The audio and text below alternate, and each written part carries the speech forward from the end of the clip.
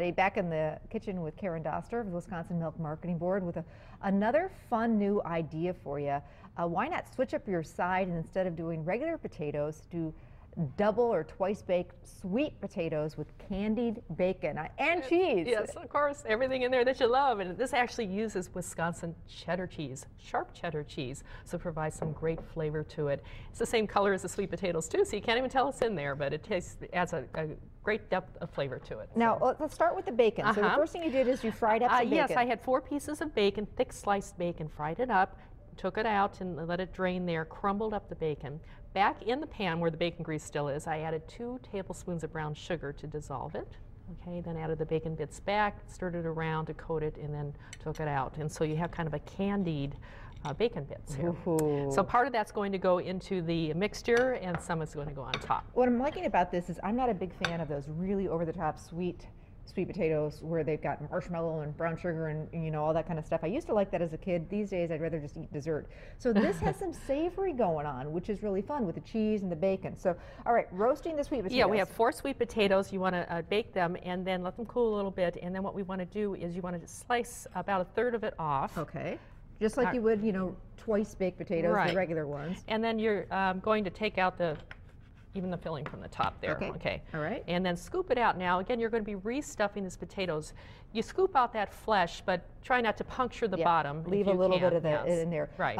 How long did you bake these for and at what temperature? These were at about 400 degrees for about 45 minutes. Okay. And then took them out and I let them just sit on the counter so that they're easier to handle. You don't want them to be cold, but you know, slightly warm, and it makes it easier to take the flesh out. So you can see we've got leave a little bit of the flesh in there so that we don't, that shell is a little bit, you have to be careful. So yeah, so 4 of the sweet potatoes, that's what this mixture, this recipe. Now this is a make-ahead. That's why I love, every time I serve regular twice baked potatoes, people go crazy over them. But one of the things I like about them is that you can do them the morning or even the day or 2 ahead, park in the refrigerator, and then, you know, when you've got company coming, you just bake them at the last minute. And that's exactly what I did. I made these last night and put them in the oven this morning, so it worked out really well. Yes. Now you want to kind of smash that up a little bit, okay. And then we're going to add some ingredients to this. Okay. We have some butter here, about 4 tablespoons of melted butter. All right. Okay. I have 4 tablespoons of half and half, a little bit of creaminess to that. We have 1 egg that's been beaten. That's going to make it really fluffy. That's right. I actually have some grated orange rind and really add some great flavor to it too. It's about 1.5 teaspoons. A couple tablespoons of maple syrup. Okay, so we've there's a got little sweet sweetness. and salty That's right. going on. So you want to mix that up. Okay. Actually, the best way I think is to take your beaters there and kind of blend that all together till it's nice and smooth. Okay.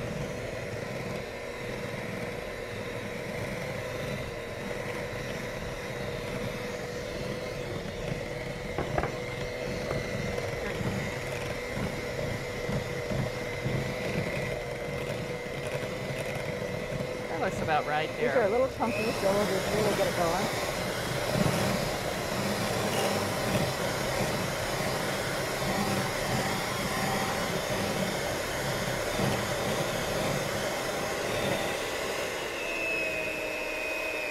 I'm excited for this because my daughter, Ireland, likes sweet potatoes, and I don't make them a whole lot because I'm not a big fan, to be honest. So I think this is something that we both are going to be excited about. Yeah. And get you can use our spatula now because we'll just fold in our ingredients now. We're going to add a little bit of salt and pepper, and of course our potatoes, so the salt is really important. Right. Okay. Then we are going to fold in our candied bacon. And less 2 tablespoons. And I left a little bit out for the topping. So some bacon in, and then some's going to go on top. And then we have 1.5 cups of shredded Wisconsin sharp cheddar cheese that you mix in there as well. So you want to get that all mixed together really well. Now, what we're going to do, Amy, this is how the recipe calls for, actually piping it into your shells. Okay.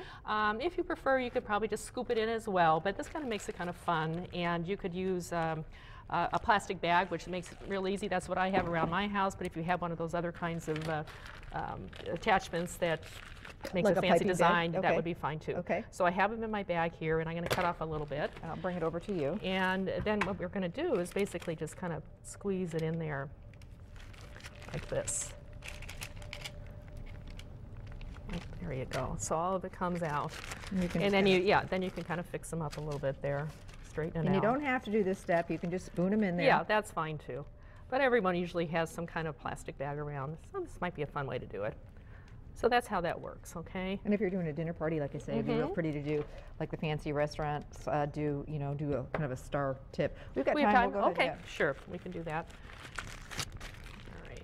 Now at this point, like I say, you can get these into the refrigerator, cover them with plastic, get them into the refrigerator a couple days ahead, and then, you know, what a fun side to serve instead of ordinary real potatoes. pretty too. They taste great. Have a lot of good flavors in there, and that Wisconsin cheese, just cheddar cheese, makes some great depth of flavor, as I mentioned. And it's one of the recipes that's in our new online magazine, Great Pair Share, and it's a really fun one. Again, that has all kinds of great ideas for using Wisconsin cheese, and also pairing ideas, beautiful photographs, things that the family will love, or for elegant dinners, anything you'd like. And for people who can get that, you go to eatwisconsincheese.com and you'll see it right there. You'll see it there, or greatpairshare.com. They have an actually separate one for that, and it's going to be 2 issues a year. This is the first one. This is the introductory one that just came out. So. And we're putting some more of that candied bacon, which we told you how to make that, which you fry the bacon and then get it out of the pan, crumble it, throw in some brown sugar with the bacon grease, and throw the bacon back in there. And it was kind of fun to do that. You think of candied walnuts, same type of thing. Exactly. So you're same going to idea. have the sweet and salty going on. All right, so these go into the oven. Yes, 350, about 20, 25 minutes, 30 minutes until it looks like it's kind of starting to brown on top. Wait till you see these. Roast chicken and these, and that broccoli casserole, and wow, talk about a fun new dinner with all sorts of new ideas. Karen. And we do it on parchment paper. That's kind of the easiest way to do it. Less mess that way. Should we dish one up here? Yeah, let's do it. So then there you go. Recipe you can find on our website, fox11online.com. Click on the Living tab and recipes, and they'll be right there. You can also get it at eatwisconsincheese.com. We'll be right back, so stay with us.